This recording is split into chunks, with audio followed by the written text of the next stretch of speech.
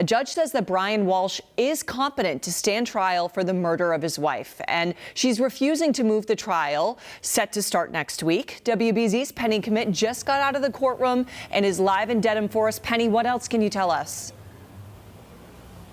Well, Brianna, the judge says that after 40 days at Bridgewater State Hospital, Brian Walshe is fit to stand trial. That determination coming from a doctor there.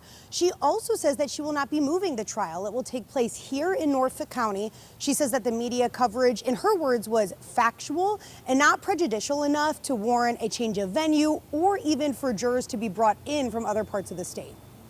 Defendant's motion relies heavily on evidence of negative social media posts presuming his guilt.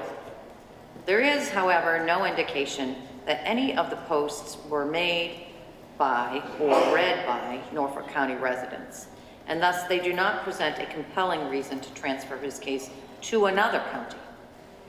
In sum, while the defendant has demonstrated that the national and local media have extensively covered his case, he has not demonstrated the, quote, type of emotionally charged, inflammatory, sensationalistic coverage needed to support a presumption of prejudice.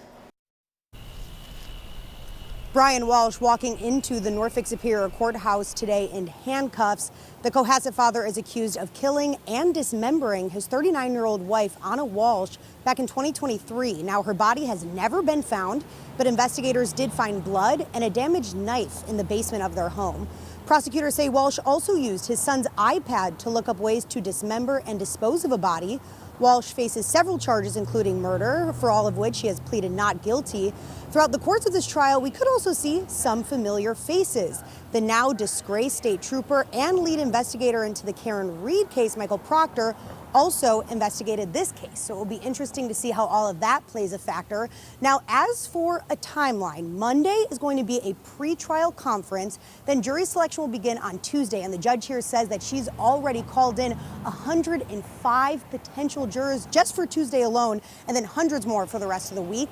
The substance of the trial is expected to start on Monday, December 1st. That's going to be right after Thanksgiving, and it's expected to last about 3 to 4 weeks. Live in Dedham, I'm Penny Kmitt, WBZ News. All right, Penny, thank you for that breakdown.